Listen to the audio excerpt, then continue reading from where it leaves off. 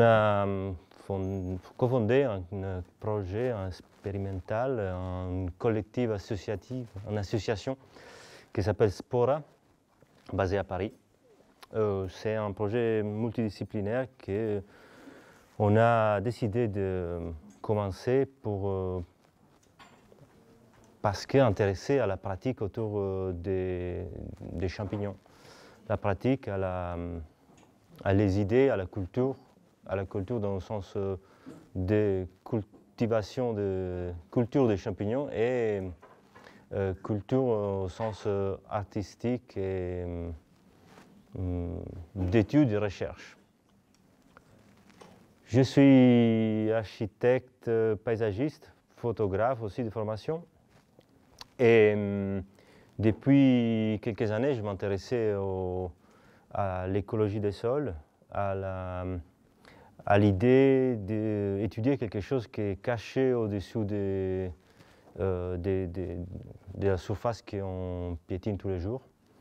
Et donc, je m'étais intéressé aux racines et au rapport qu'ils créent entre les différentes plantes. Et donc, vite fait, je suis arrivé à l'idée que c'était important de comprendre comment les racines et les champignons travaillaient et communiquaient ensemble.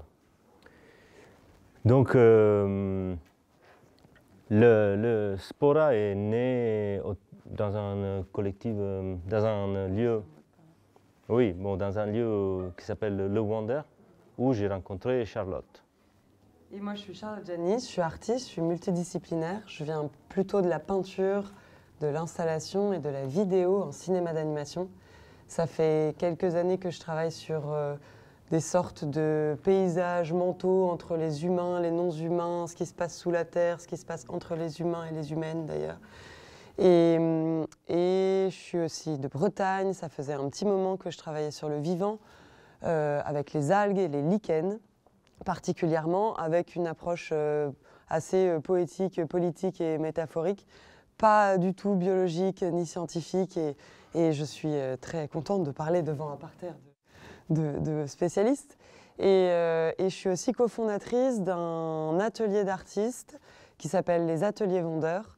On est un collectif de 70 artistes qui occupent des bâtiments voués à la destruction en banlieue parisienne. Et ça fait 10 ans qu'on existe. Et dans ce collectif, le but, c'est la porosité entre les disciplines. Il est divisé entre différents pôles de production artistique.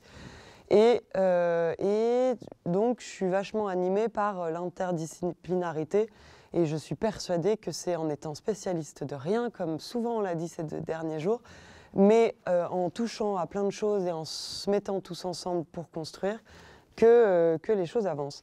Et donc, j'ai rencontré Roberto Dell'Orco depuis quelques années. On avait pas mal de conversations qui partaient un peu forcément dans tous les sens, connaissant Roberto, avec les lichens, les algues et lui, les champignons.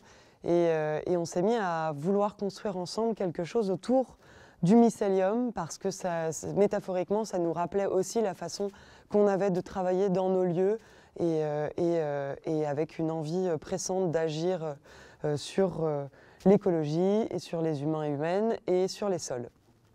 Donc on parlait comme ça de construire quelque chose, et puis en fait on a été invité en résidence au Musée d'art contemporain de Lyon, où on ne s'attend pas forcément à faire des expérimentations d'écologie, mais on est parti avec un seau de mycélium en se disant on va écrire un projet et ça va être notre sujet de résidence artistique. Là, on a commencé à vouloir répondre à un appel à projet de Paris Habitat sur des expérimentations d'écologie urbaine. Et donc, il fallait être une association. Ça nous a foutu un petit coup de pied, là où je pense. Et on est devenu Spora. Donc, le mot Spora, je pense que ça inspire tout. Enfin, tout le monde voit le rapport. Et puis, Roberto est italien, a trouvé Spora, ça marchait très bien. Et là, ce qu'on a voulu faire, c'était d'utiliser notre parole d'artiste à créer des récits, ramener des gens les uns avec les autres, en fait faire un petit peu ce qu'on décelait chez le mycélium, tisser vraiment cette interconnectivité et utiliser les espaces, l'énergie qu'on avait, très modestement aussi avec ce qu'on pouvait faire en tant qu'artiste, mais du coup aussi en tant que paysagiste, au service du mycélium. Et donc Spora est né à Lyon, donc pas si loin que ça ici. Enfin, en tout cas, la structure a été vachement écrite là-bas. Ça nous a, très ironiquement, on est arrivé avec ce saut de mycélium dans un musée. On a été assez confrontés assez rapidement avec ce que c'est que travailler avec le vivant dans un milieu culturel comme un gros musée national comme celui de Lyon, avec toutes ces histoires de déshumidificateurs dans les musées, les choses comme ça, ce qui n'est pas terrible pour le mycélium. Donc là, on s'est dit qu'il y avait plus de place dans la culture pour les choses inertes et décédées que pour le vivant. Donc ça nous a donné encore plus envie d'y aller. On a une petite fiche parce que mon cerveau est une passoire. Donc après Lyon, on est rentré au Vondeur, donc dans nos ateliers, et on a été invité à une exposition qui était Normal Map, et qui était autour, c'était un duo d'artistes, Pablo Réol, David Sport Scolaire, mais je ne vais pas donner tous les noms, qui avait fait une édition autour de cueilleurs de morilles au Canada, et qui nous ont invités à participer. Donc nous, on a commencé à mettre du mycélium dans plein de choses dans l'exposition, que ce soit des sculptures, des tableaux, des éditions. Et on avait un petit peu mycélisé l'exposition comme ça, assez discrètement. Et ça nous a permis aussi de faire notre première balade en forêt, qui n'était pas forcément mycologique parce que vous êtes des spécialistes. Et donc on avait plutôt tendance à dire mythologique. Et donc c'était une balade commentée avec que des gens qui étaient intéressés par le mycélium et les champignons.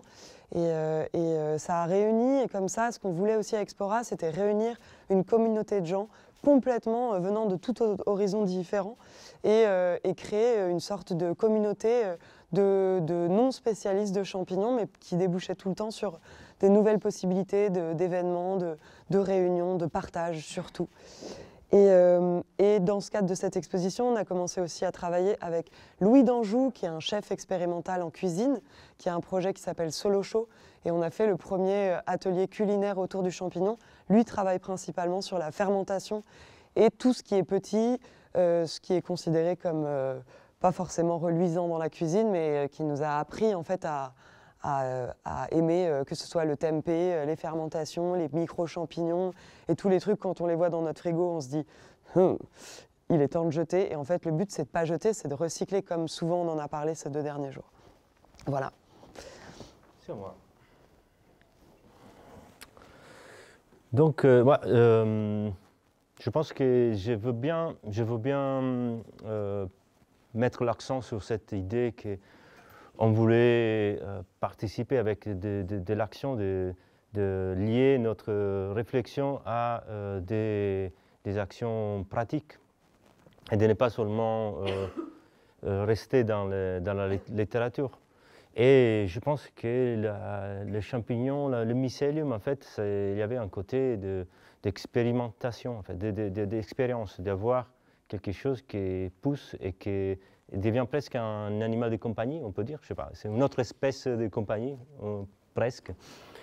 Et aussi, il y avait une espèce de frustration, quand même pour moi, personnelle, d'être en ville et donc d'avoir pas des espaces naturels si riches et où il faut vraiment sortir des murs de la ville. Et donc là, avec un peu de chance, j'avais proposé en fait l'idée de faire un jardin de champignons au potager du Roi pour la Biennale du paysage. En fait, il y avait une espèce d'appel à projet de Coloco et Gilles Clément qui organisaient la Biennale du paysage. Et il y avait un projet qui s'appelle les potagers des autres à l'intérieur du potager du Roi, dans lequel différentes associations pouvaient présenter un projet et développer une parcelle.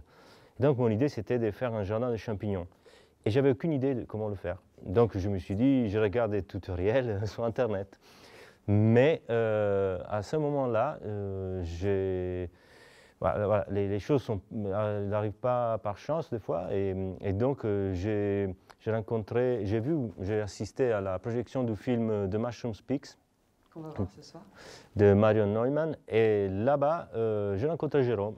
Et à Jérôme, je lui ai dit, Jérôme, je suis en train de faire un jardin de champignons. Je ne sais pas comment faire. Si tu sais, bah, viens nous aider. Et lui était très content de participer. Et bah, après, voilà, grâce à la générosité de Jérôme, on a commencé à rentrer dans un monde qui était encore un peu mystérieux, mais bon, là encore plus peut-être, mais quand même, on commence à avoir des outils. Et bah, en 15 mai 2022, on a présenté cette parcelle qui a attiré genre 3000 visiteurs, la biennale en total, mais il y a eu du passage de plus de 3000 personnes et des personnes intéressées au discours autour des champignons, en fait à la culture des champignons, pourquoi on imagine, on veut faire du champignon à l'extérieur, c'est pas seulement le champignon de Paris, c'est pas seulement manger les champignons, qu'est-ce que c'est le mycélium et so on. Et là, en fait, dans le potager du roi, il y a l'école du paysage de Versailles, l'ESP, dans laquelle on a réussi à organiser aussi des ateliers de clonation de mycélium avec Jérôme, dans ces cas-là aussi. Et de clonage, pardon. Excusez-moi, bon, des fois j'ai des tics à cause de mon langage d'origine. Et donc, ça pour dire que, en fait, le côté pédagogique est devenu quelque chose de très important pour ces projets, pour Spora. Et on a commencé un peu comme ça, voilà, les ateliers de clonage, mais pas que. Ouais, mais, du coup, il y a eu un temps long sur cette biennale enfin, le montage donc était fait bien en amont. Du coup, je reviens un peu, pardon, sur les quelques trucs, mais comme il y avait différents, là aussi, on a rencontré Stella qui participait également avec son duo Aléa. Il y avait une durée d'installation de cette exposition vivante qui s'était fait bien en amont. Donc on a eu l'occasion, comme disait Roberto, de faire plein d'ateliers, puis aussi d'être au contact de publics complètement variés, et puis d'étudiants en paysage, de paysagistes. Il y avait Tiffaine aussi qui nous a accompagnés beaucoup. Et il y a cette communauté comme ça qui s'est fait. Il y avait toujours cette espèce de surprise, parce que tout le monde a des histoires à raconter sur les champignons, qui viennent d'ailleurs souvent des anciens, des choses comme ça. Il y a un truc de transmission d'un savoir qui est hyper émouvant en fait à chaque fois. Et ça a pris en fait vachement d'ampleur, parce qu'on s'est dit qu'il y avait vraiment pratiquement tout à faire. On a commencé à comprendre que en fait, dans le champignon, il allait falloir s'organiser nous-mêmes, et que l'autogestion, c'était quelque chose qui nous allait très bien et qui était bien cohérent avec les idées passées.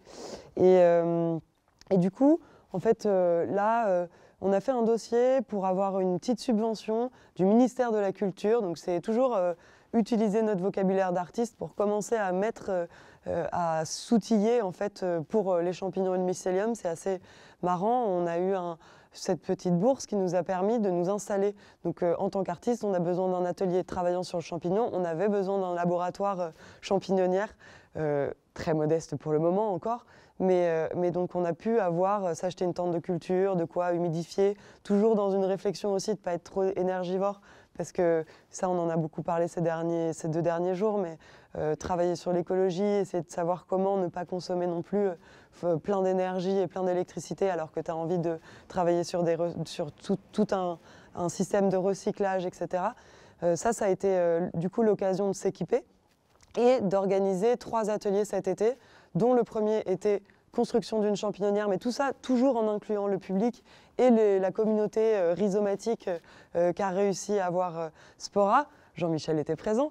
Et donc là, on a construit cette champignonnière. On a commencé à lancer quelques ballots de mycélium ramenés par Jérôme Legros expressément pour le 2e atelier, qui était un atelier de clonage où Jérôme nous a fait un atelier méga technique avec 40 personnes qui connaissaient vaguement les champignons. Jérôme est arrivé dans nos ateliers d'artistes. Il faut savoir que c'est des halles industrielles qui ne sont pas non plus dans les conditions les plus stériles qu'on peut connaître. Jérôme s'est mis en tête de pouvoir éventuellement stériliser notre grande salle d'exposition. Je ne sais pas si on a réussi, Jérôme, mais on a fait un super atelier avec 40 personnes qui ne connaissaient rien et qui en fait ont eu cette espèce de bienveillance et d'attention, grâce aussi à la pédagogie qu'a mis Jérôme. Et c'était hyper bien.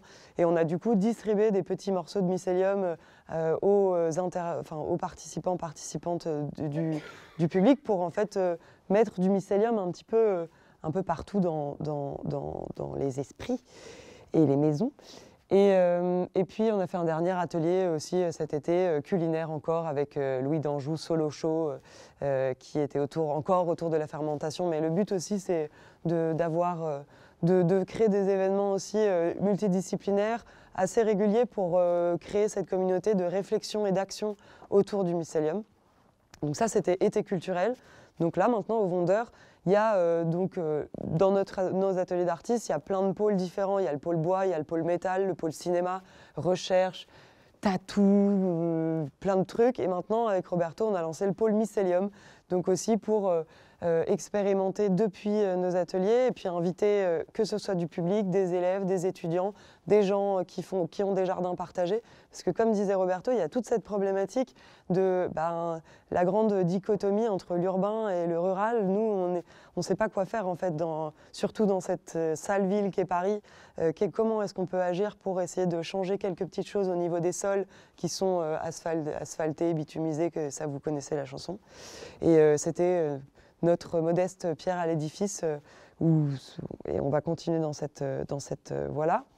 À la rentrée, on fait un peu la chronologie des actions parce que je pense que sur ce qu'on diffuse dans les ateliers, vous êtes tous assez connaisseurs, mais on a été invités à Montreuil dans un projet super de jardin autogéré par des associations qui s'appellent les Murs à Pêche, par une association qui s'appelle le Sens de l'Humus. On a été invités aux estivales de la permaculture, donc avec environ 150 intervenantes qui sont tous des actrices du monde de la perma et aussi de la décroissance, etc. Donc on a pu présenter le projet. Là, comme action artistique, on a proposé aux gens de faire des dessins de champignons qu'on a empilés sur une tour et on a mycélisé la sculpture de dessins s'agglutinant comme ça. C'était un bon travail sur l'ego parce que les dessins du coup disparaissaient. Et pour créer une espèce d'œuvre participative et vivante. Super, merci Lulu de passer aussi un peu les vidéos, les photos de toutes les actions. Et donc là, on a eu 150 personnes à qui, pendant qu'ils dessinaient, on a pu discuter aussi, mycéliser aussi un peu le dialogue. C'était assez beau. Et je te passe la parole. Oui, après l'Estival de la permaculture, on a enchaîné en fait une autre action à Bagneux, invité par le plus petit cirque du monde. Pour les journées du patrimoine, en fait, ils ont nous demandé de proposer un atelier avec des enfants du collège Romain Roland.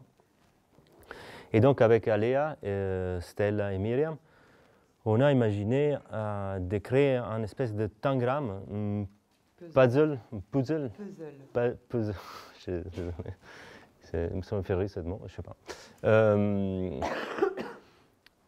Un mycélium. Et en fait, on a créé des morceaux géométriques de mycélium de cette taille-là et on les a enterrés. Et après, les enfants, on a demandé aux enfants de faire une chasse au réseau mycéliaire, voilà, et ils ont des terres. Oui, chasse au réseau, chasse au trésor, dans lequel ils cherchaient ces morceaux de mycélium grâce à l'aide des petits champignons bleus Yves Klein qu'on a posés comme indice. Et voilà, pour vous dire, c'est clair qu'on est dans une représentation. C'est clair que les enfants ne cherchaient pas des vrais champignons parce qu'il n'y avait pas. Si on avait une forêt à côté, peut-être les projets pouvaient être très différents. On est dans un milieu urbain et donc c'est une friche, c'est le près de la Lisette à Bagneux. Et donc dans cette friche, on essayait de mettre en place un dispositif pédagogique dans lequel les enfants ils allaient chercher et avoir une espèce de chasse aux champignons, chasse au réseau, chasse au trésor et avoir une première rencontre avec le mycélium.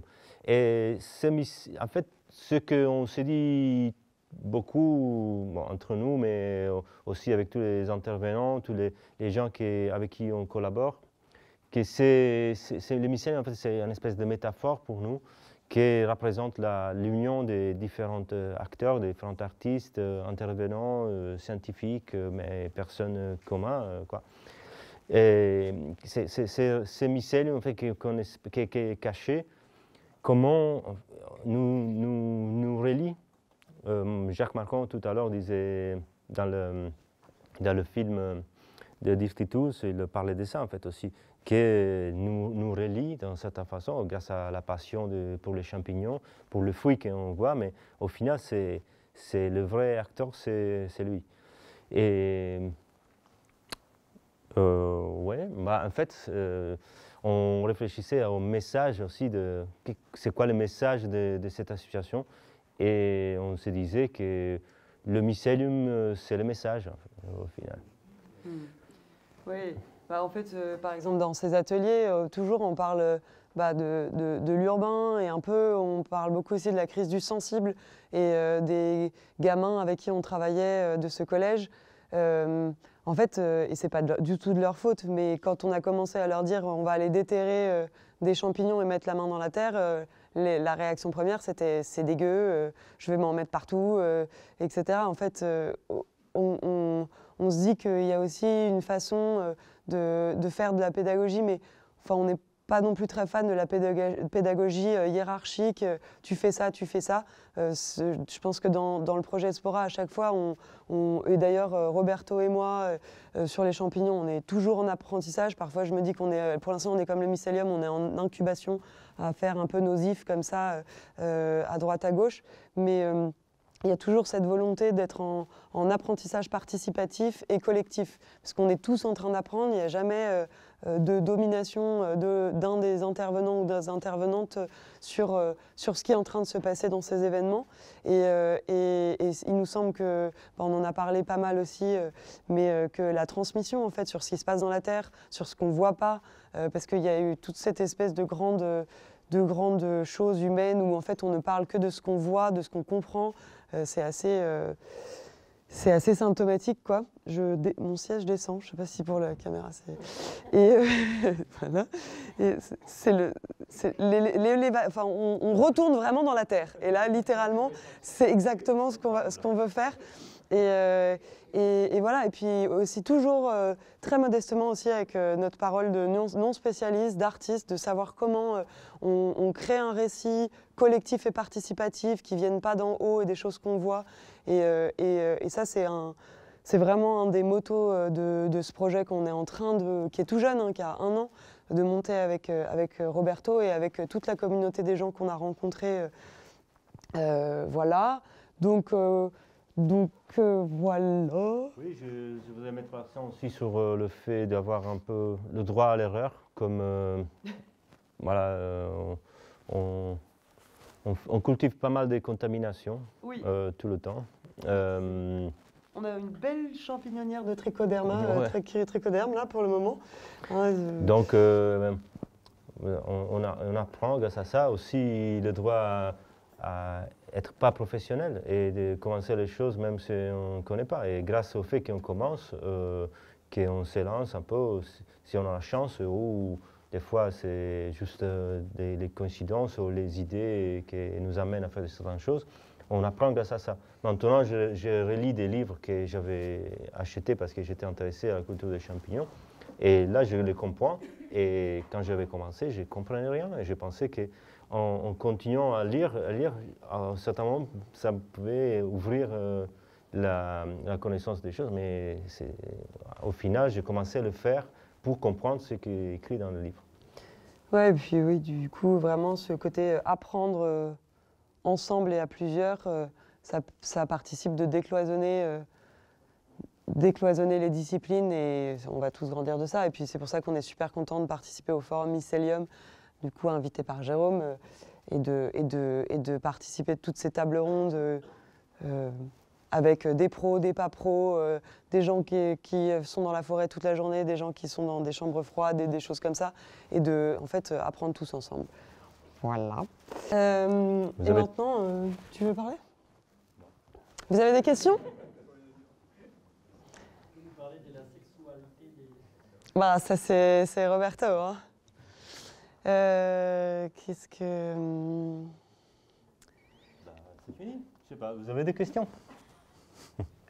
Putain, il y avait plein de questions pour les spécialistes. Vous avez tout compris? J'ai une question pour les gens qui nous regardent. Là, comment fait-on pour participer à ce projet Spora? C'est venir aux événements. Et du coup, ce qu'on n'a pas trop dit, c'est que ces événements qui revêtent plein de formes différentes, donc ça peut être des expos, ça peut être tout ce que j'ai dit avant, les balades, les ateliers culinaires, les rencontres, elles prennent plein de formes différentes et on essaie de toucher à... Enfin, c'est les rencontres qu'on fait qui font qu'on touche à plein de tous les différents thèmes autour du mycélium qu'on découvre en même temps que tout le monde, quoi. Que ce soit des mycomatériaux avec le duo Aléa, de la cuisine et de l'avenir alimentaire du champignon avec Solocho, Louis d'Anjou, Gros Loup. Des sols avec les entreprises plus paysagères, ce qu'on a fait à la Biennale. Tous les chercheurs qui écrivent sur ça, et je pense qu'il y a une littérature passionnante sur le champignon, sur le mycélium, sur la recherche actuelle. On parle de Stamets, Tradcater, Merlin Sheldrake, Peter McCoy. Par exemple, le prochain événement qu'on va faire là au Wonder. Giuliana Furci. Des femmes aussi. En fait, oui, aussi. Elles sont où les femmes? Je pense que oui, la multidisciplinarité aussi, c'est une forme de diversité dans la pratique. Et il y a aussi Patricia Cachan, qui nous a vachement... On a une bibliographie qu'on peut partager d'ailleurs, où on rentre, que ce soit les films, les livres, et qui est ouverte à tous les gens qu'on rencontre. Le prochain événement qu'on va faire au Wonder, c'est le 27 octobre. Là, on invite Mathias Delattre, qui est un auteur et photographe, qui a écrit un bouquin très très beau qui s'appelle Mother's Therapy, et qui traite du champignon médicinal et de tout ce champ qu'on a omis, nous, en Occident, parce qu'on était plus concentrés à détruire des civilisations pour imposer notre religion à nous. Et du coup, là, on invite aussi la Société psychédélique de France à nous expliquer aussi les autres façons de se soigner, parce que la façon dont on a avancé, on le voit bien, ça nous a rendus malades, nous et la planète. Et c'est aussi des champs qui nous intéressent. Après, la question, Jérôme, comment on nous rejoint? Je pense que c'est venir aux événements, et après, on propose tous ensemble des nouvelles choses. Et en fait, à chaque fois, là, on parlait d'incubation pour Spora. Nous, on lance comme ça des initiatives, et après, je pense qu'il y a un moment où ça va fructifier. Et c'est aussi une façon de parler à un public large, diversifié, intergénérationnel. Et sortir, en fait, aussi la parole des mycologues. Tu vois, Jérôme, je sais que tu avais l'air assez content de pouvoir parler avec plein de gens à Versailles, que ce soit des spécialistes qui portent cette parole au niveau national et planétaire. Pour le public, n'hésitez pas, une fois sur Paris, à passer, à nous contacter, à passer. On est dans un bâtiment qui est temporaire pour l'instant au Wonder, mais on va déménager. On a envie vraiment d'installer un pôle dans lequel on puisse recevoir du public et essayer de faire le maximum de choses. Mycelium running. Mycelium is the message. Ouais. Bon, le mycelium, c'est le message. Voilà.